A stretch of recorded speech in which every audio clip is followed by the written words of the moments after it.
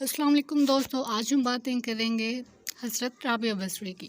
تو ایک دفعہ خواجہ محمد اسلام نے عرض کیا کہ کوئی شخص جو مشاہدہ الہی میں اپنے زخم کی تکلیف کو بھول جائے تو ہرگز تعجب کی بات نہیں ہے، اس لیے کہ مصر کی عورتوں نے جمال حضرت یوسف کو دیکھ کر اپنی انگلیاں کاٹ ڈالی تھی اور ان کو اس کی تکلیف ذرا بھی معلوم نہ ہوئی۔ تو شیوخ بصرہ میں سے ایک بزرگ حضرت رابعہ کے پاس تشریف لائے اور بیٹھ کر مذمت دنیا کی کرنے لگے۔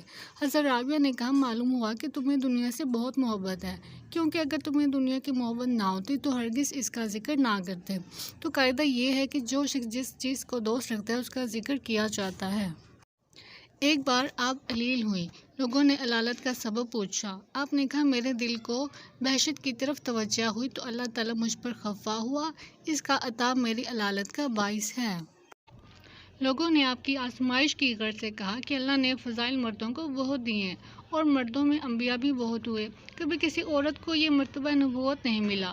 آپ کو رتبہ ولایت نہیں مل سکتا، پھر بناوٹ کرنے سے کیا فائدہ؟ آپ نے کہا، تمہارا قول درست ہے، لیکن یہ بتاؤ کہ دنیا میں آج تک کسی عورت نے بھی خدائی کا دعویٰ کیا ہے سوائے مردوں کے، یا پھر کوئی بھی عورت مخنث ہوئی ہے، حالانکہ ہزاروں مرد مخنث ہوئے ہیں۔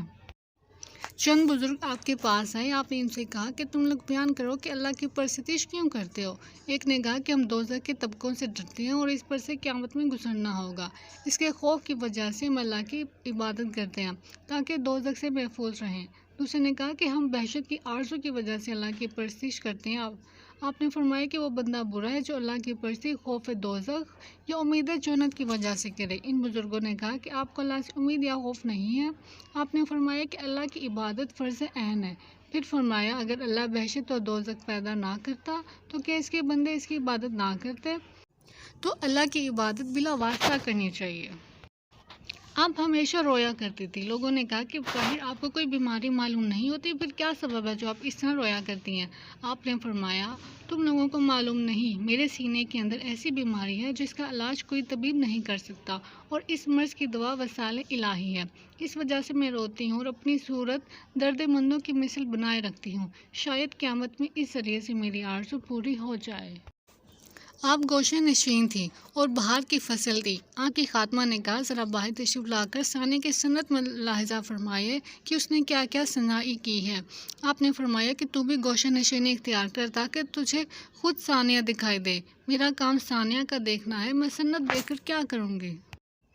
ایک شخص کو آپ نے سر پر پٹی باندھے دیکھا۔ اس سے پوچھا کہ پٹی تو نے کیوں باندھی ہے؟ اس نے کہا کہ میرے سر میں درد ہے۔ آپ نے پوچھا، تیری عمر کیا ہوگی؟ اس نے کہا 30 برس کا ہوں۔ آپ نے پوچھا کہ اتنے زمانے تک تو بیمار رہا یا تندرست؟ اس نے کہا تندرست رہا۔ آپ نے فرمایا، افسوس ہے، تم نے 30 برس تک تو تندرست رہا اور اس کے شکریہ میں تو نے کبھی پٹی نہ باندھی اور ایک دن بیماری میں شکایت کی پٹی باندھے ہوئے ہے۔ ایک شخص کو ہائے غم کہتے دیکھا۔ آپ نے فرمایا، ہائے غم نہ کہہ بلکہ ہائے بے غمی پکار، کیونکہ غم کا خاصہ یہ ہے کہ جس کے پاس یہ ہوتا ہے اسے سانس تک تو لی نہیں چاہتی، بات کرنا تو امر محال ہے۔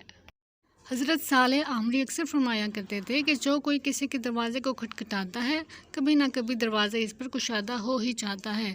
ایک بار حضرت رابعہ بصری بھی وہاں موجود تھی۔ یہ سن کر فرمانے لگی، یہ کب تک ہوگے کہ کھلے گا؟ پہلے یہ بتاؤ کہ بند کب ہے جو آئندہ کھلے گا؟ یہ سن کر حضرت صالح نے آپ کی دانائی کی تعریف کی اور اپنی نادانی پر افسوس کیا۔ حضرت رابعہ بصریہ مختومہ پردہ نشین، سوختہ عشق و اشتیاق، شیفتہ قرب اختراق تھی۔ آپ شب و روز عبادت میں رہتی تھی۔ آپ کو حج کا شوق ہوا۔ ایک گدھا بہت لاغر ان کے پاس تھا، اسے اسباب لاد کر چلی۔ راہ میں گدھا مر گیا۔ دوسرے ہمراہیوں نے ان سے کہا کہ ہم آپ کا اسباب لے چلیں گے۔ آپ نے کہا، تم سب جاؤ، میں تم لوگوں کے بھروسے پر نہیں آئی ہوں۔ قافلہ چلا گیا، آپ تنہا رہ گئی۔ آپ نے بارگاہ الہی میں عرض کی کہ اے ساری کائنات کے بادشاہ عالم، کہ ایک غریب عورت کے ساتھ یہی معاملہ کیا چاہتا ہے کہ تو نے پہلے مجھے اپنے گھر کی طرف بلایا، پھر راہ میں گدھے کو مار ڈالا اور تنہے بیابان میں سراسیمہ کر دیا۔ آپ کی مناجات ختم نہ ہوئی تھی کہ گدھا زندہ ہو گیا۔ آپ نے پھر اس پر اسباب لادا اور مکہ معظمہ کو چل پڑی۔ حضرت رابعہ قریب مکہ معظمہ کے پہنچی تو چند دن بیابان میں قیام پذیر ہوئی اور مناجات کی۔ کہ میرا دل رنجیدہ ہے اور یہ خیال مجھے درپیش ہے کہ میں کہاں چاہتی ہوں۔ میری بنیاد ایک مشتِ خاک ہے اور خانہ کعبہ پتھر کا بنا ہوا مستحکم مکان ہے۔ میری غرض ہے کہ تو مل جائے۔ اللہ تعالیٰ نے خطاب فرمایا، اے رابعہ، کیا تو چاہتی ہے کہ تمام عالم تہ بالا اور سب کا خون تیرے نام اعمال میں لکھا جائے؟ کیا تو نے نہیں سنا کہ موسیٰ علیہ السلام نے دیدار کی آرزو کی تو ہم نے اپنی تجلی کوہ طور پر ڈالی، جس کا اثر یہ ہوا کہ تمام پہاڑ ٹکڑے ٹکڑے ہو گیا۔ ایک بار آپ پہاڑ پر گئیں، تمام شکاری جانور آپ کے ارد گرد جمع ہو کر آپ کی طرف دیکھنے لگے۔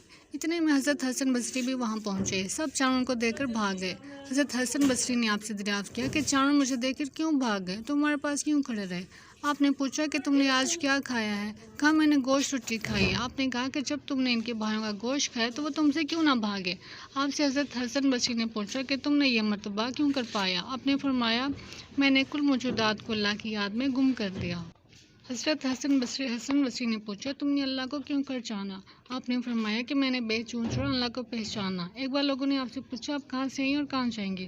فرمایا، اس جہاں سے آئی ہوں اور اس جہاں میں جاؤں گی۔ لوگوں نے پوچھا کہ آپ اس جہاں میں کیا کرتی ہیں؟ فرمایا، افسوس۔ لوگوں نے سبب پوچھا، جواب دیا، اس لیے افسوس کرتی ہوں کہ مجھے رزق تو اس جہان سے ملتا ہے اور رزق تو مجھے اس جہان سے ملتا ہے اور میں کام اس جہان کے کرتی ہوں۔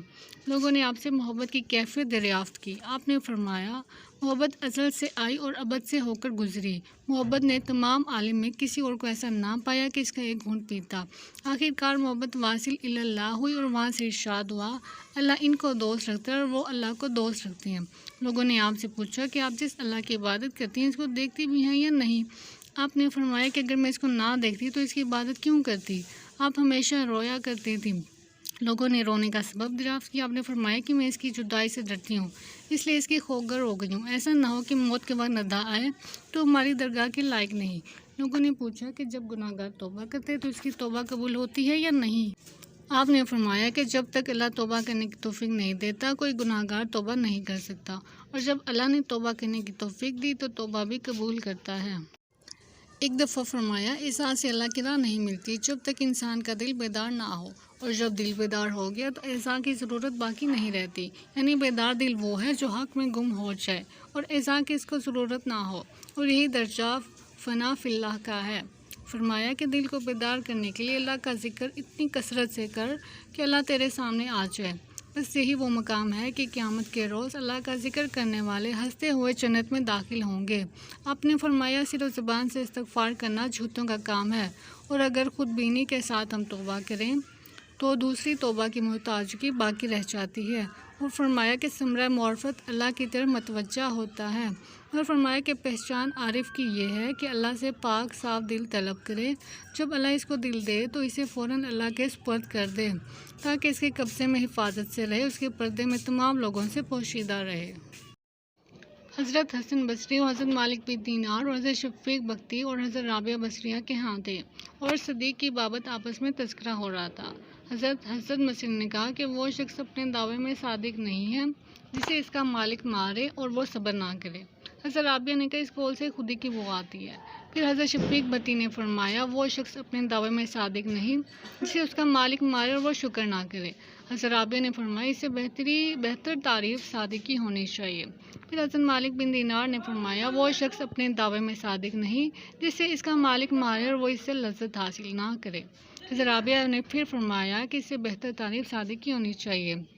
ان تینوں بزرگوں نے کہا کہ ہم لوگ اپنی اپنے نزدیک تعریف کر چکے، اب آپ بھی کچھ فرمائیں۔ تو حضرت رابعہ بصری نے فرمایا، وہ شخص اپنے دعوے میں صادق نہیں جس کو اپنے مولا کا دیدار حاصل ہو اور وہ اپنے زخم کی تکلیف کو بھول نہ جائے۔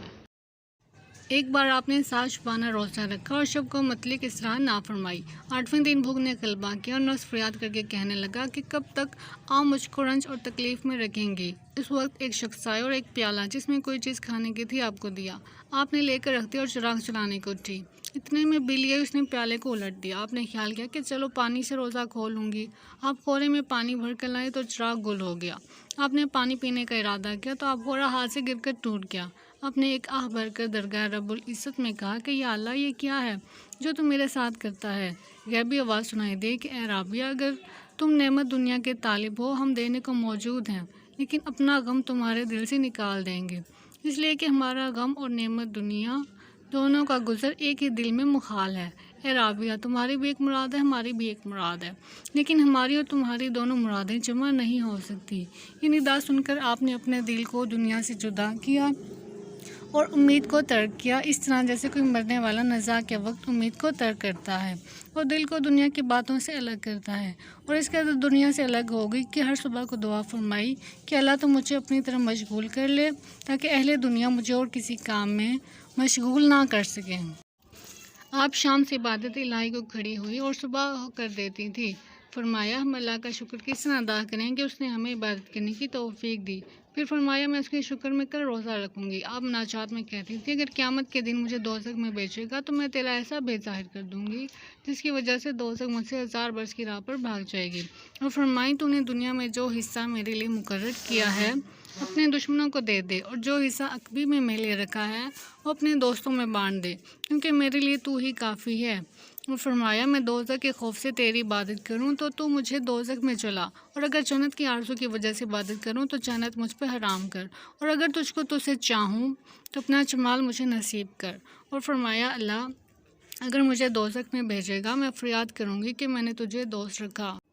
دوست کے ساتھ یہ معاملہ نہیں کرتے۔ غیب سے آواز آئی اے رابعہ تو ہم سے بدگمان نہ ہو، ہم تجھے اپنے دوستوں کے قرب میں جگہ دیں گے تاکہ تو ہم سے بات کر سکے۔ اور فرمایا اللہ میرا کام اور میری آرزو دنیا میں تیری یاد ہے اور آخرت میں تیرا دیدار، آگے تو مالک ہے جو چاہے کر۔ جب آپ کی وفات کا زمانہ قریب ہوا تو جو مشائخ آپ کے قریب تھے ان سے آپ نے فرمایا تم لوگ اٹھ جاؤ اور فرشتوں کے واسطے جگہ خالی کر دو۔ سب باہر چلے اور دروازہ بند کر دیا۔ ایک آواز سب لوگوں نے سنی، وہ آواز یہ تھی اے نفس مطمئنہ اپنے پروردگار کی طرف رجوع کر۔ اس کے بعد دیر تک کوئی آواز نہ آئی۔ لوگ اندر گئے، دیکھا کہ آپ کا وصال حق ہو چکا ہے، آپ اس دنیا بے قبا سے کوچ فرمایا۔ کسی نے آپ کو خواب میں دیکھا تو پوچھا منکر نکیر سے کیا معاملہ ہوا؟ آپ نے جواب دیا جب منکرین آئے اور مجھ سے انہوں نے پوچھا تیرا رب کون ہے، میں نے کہا کہ پلٹ جاؤ اور اللہ سے کہو جب تو نے ایک خاتون عورت کو باوجود اس کے کہ تجھے تمام مخلوق کا خیال تھا کبھی فراموش نہ کیا، پھر وہ کیوں کر تجھے بھول جاتی، حالانکہ دنیا میں بھی اسے تیرے سوا کسی سے علاقہ نہ تھا، تو کیوں فرشتوں کے ذریعے اس سے سوال کرتا ہے؟